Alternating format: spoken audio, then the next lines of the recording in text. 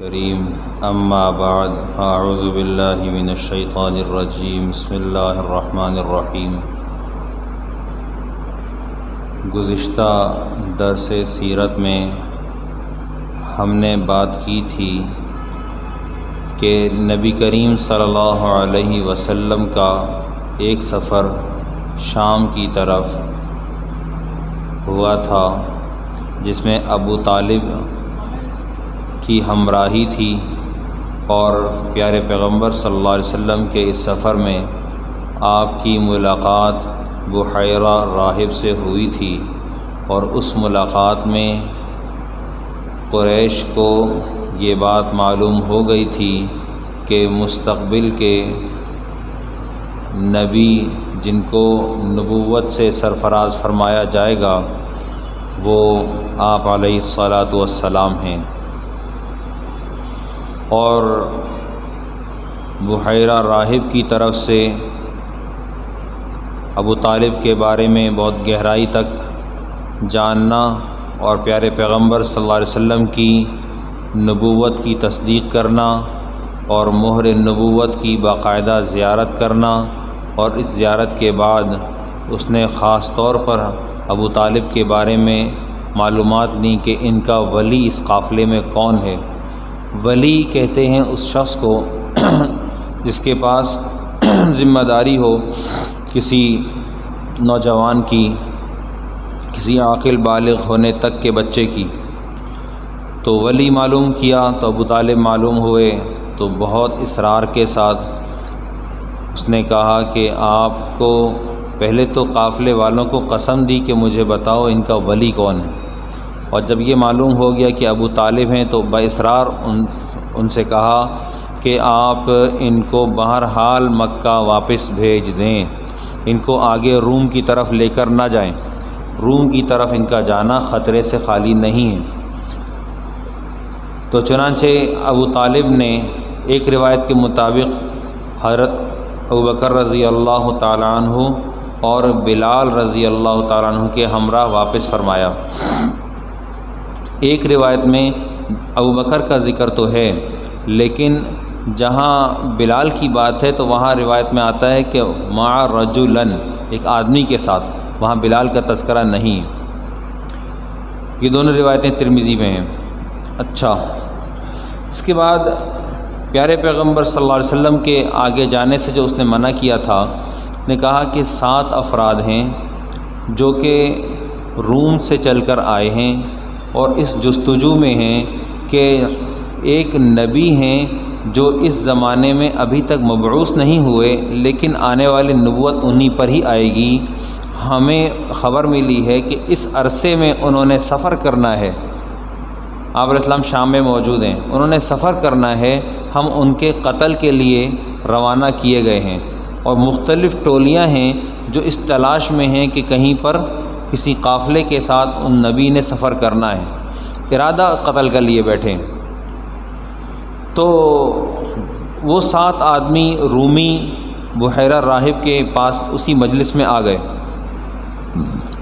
بحیرہ نے ان لوگوں سے کہا کہ دیکھو یہ بتاؤ کہ جس چیز کا فیصلہ حق سبحانہ و تعالیٰ کر دیں، جس کا فیصلہ اللہ سبحانہ و تعالیٰ کر دیں، تو کیا اس تقدیر کو تم ٹال سکتے ہو؟ انہوں نے کہا نہیں۔ انہوں نے کہا نہیں تو پھر سوچ لو کہ اللہ سبحانہ و تعالیٰ نے فیصلہ کر لیا، اس کی تقدیر، اس کی تدبیر میں تم حائل نہیں ہو سکتے، لہٰذا وہ 7 افراد وہیں پر بحیرہ راہب کے پاس ہی رہ پڑے، وہیں رہے، آگے نہ چلے۔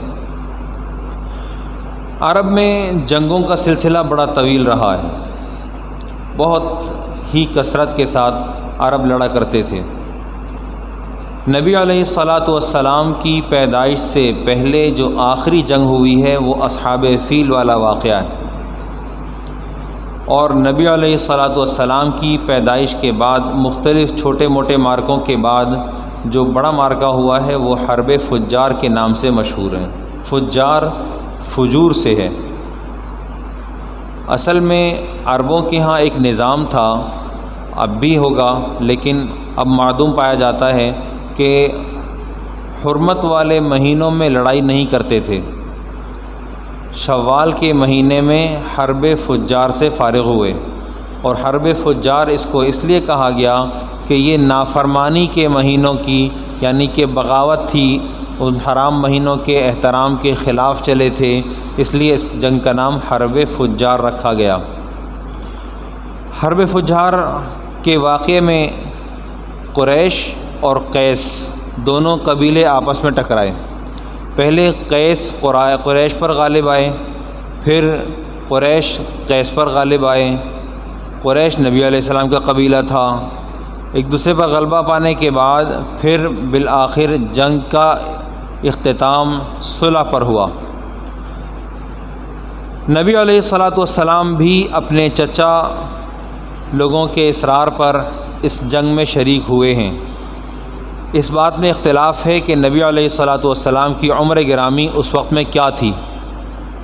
علامہ سہیلی رحمۃ اللہ علیہ لکھتے ہیں وَإِنَّمَا لَمْ يُقَاتِلْ رسول اللہ صلی اللہ علیہ وسلم مع اعمامہ وَكَانَ يَنْبُلُ عَلَيْهِمْ وَقَدْ كَانَ بَلَغَ سِنَّ الْقِتَالِ۔ نبی علیہ السلام نے اپنے چچاؤں کے ساتھ کبھی بھی قتال نہیں کیا، کسی جنگ میں شرکت نہیں کی، اور جہاں کی تھی تو وہاں کیا تھا، وَكَانَ يَنْبُلُ عَلَيْهِمْ، نبی علیہ السلام ان کو تیر اٹھا کر پکڑاتے تھے، خود نہیں لڑے۔ وقد کان بلغ سن القتال، آپ کی عمر گرامی قتال کی عمر تک پہنچ چکی تھی۔ لأنها کانت حرب فجار، کیونکہ یہ جنگ فجار تھی، حرب فجار تھی۔ وکانوا ایضا کلہم کفارا، اور یہ سارے کے سارے خود بھی کافر تھے۔ ولم یأذن اللہ لمؤمن، اللہ سبحانہ و تعالیٰ نے کسی بھی مومن کو اجازت نہیں دی ان یقاتل الا لتکون کلمۃ اللہ ہی العلیٰ، کسی بھی مومن کو اجازت نہیں دی کہ وہ قتال کرے مگر کہ اللہ کے کلمے کے بلندی کے لیے، اسلام کی سربلندی کے لیے قتال کی اجازت ہے۔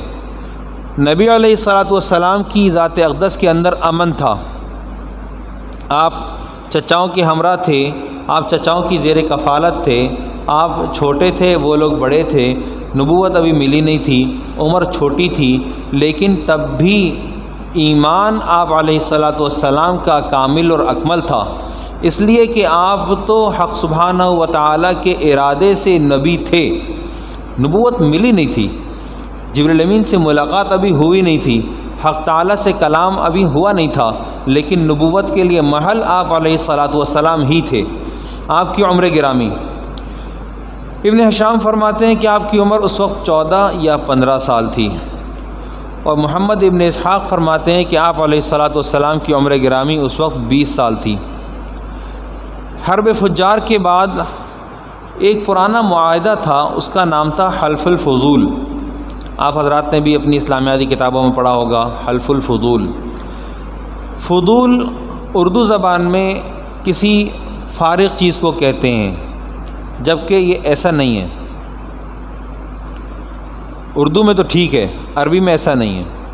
عربی میں یہ 3 لوگ ہیں، فضل ابن فضالہ، فضل ابن وداعہ، اور تیسرے فضیل ابن حارث، یہ 3 لوگ تھے۔ ان لوگوں نے باقاعدہ ایک تحریک چلائی، اور تحریک یہ تھی کہ ہم قتل و غارت گیری کے انسداد پر کام کریں، اس کو روکیں۔ مکہ مکرمہ میں رہنے والا کوئی بھی شخص یا مکہ مکرمہ کا پڑوسی پرامن طریقے سے یہاں رہے، یہ معاہدہ زمانہ سابق میں تھا۔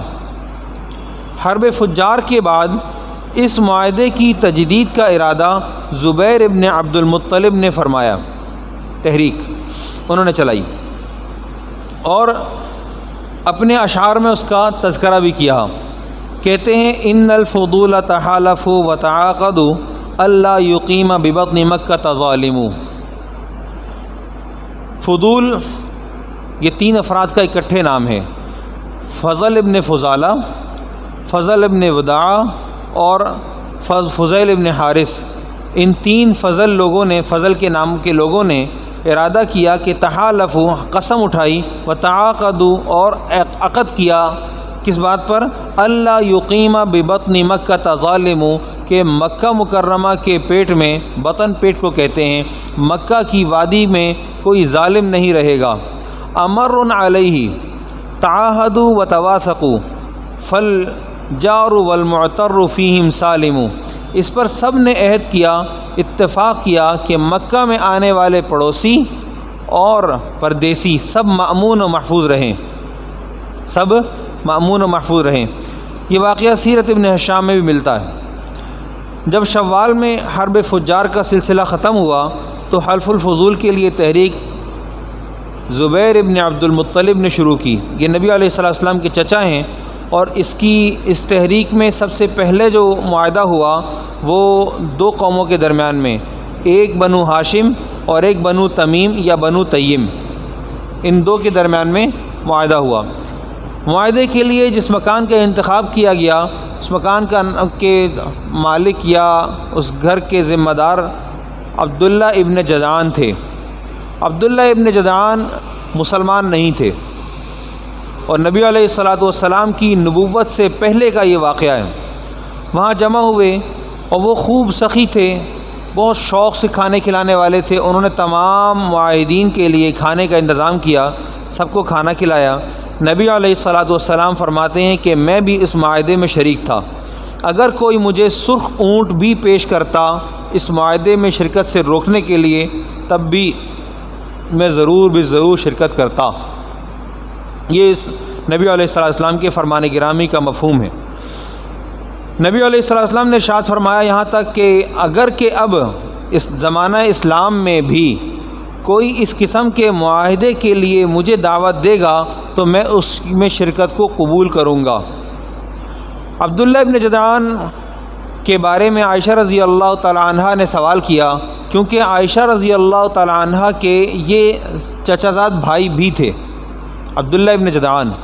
آپ نے ان سے پوچھا، نبی علیہ السلام سے پوچھا، یا رسول اللہ، وہ بڑے سخی قسم کے مہمان نواز تھے، بہت شوق سے مہمان نوازی کرتے تھے، کیا ان کی مغفرت ہو جائے گی؟ نبی علیہ السلام نے ارشاد فرمایا نہیں، کیونکہ انہوں نے کبھی نہیں کہا رب اغفر لی خطیئتی یوم الدین، اے اللہ میری مغفرت فرمانا، میری غلطیوں کو معاف فرمانا، درگزر فرمانا قیامت کے دن۔ نبی علیہ السلام ارشاد فرماتے ہیں، اس کا مفہوم ہے کبھی کبھی میں عبداللہ ابن جدعان کے لگن کے سائے میں دھوپ میں گرمی میں کھڑا ہو جایا کرتا تھا۔ اس کا تذکرہ بالکل ایسے ہی ہے جس طرح سے قرآن پاک میں ارشاد ہے وجفان کل جواب وقدور الراسیات، کہ جنات وہ بڑے بڑے حوضوں کے برابر پیالے تیار کیا کرتے تھے، پیالے حوض کے برابر کے۔ تو اس طرح سے اس زمانے میں کچھ لگن ہوتے ہوں گے، کچھ صحن وغیرہ ہوتے ہوں گے، اتنے بلند و بالا ہوتے ہوں گے جن کے سایوں میں لوگ گزرتے تھے۔ نبی علیہ السلام بھی عبداللہ ابن جدعان کے بنائے ہوئے لگن میں گرمی کے وقت میں چلتے چلتے سائے میں انتظار فرما لیا کرتے تھے یا ٹھہر جایا کرتے تھے۔ اللہ رب العزت نبی علیہ السلام سے کما حقہ محبت اور آپ کی سیرت پر بھرپور طور پر گرفت عطا فرمائے۔ وآخر دعوانا الحمدللہ رب العالمین۔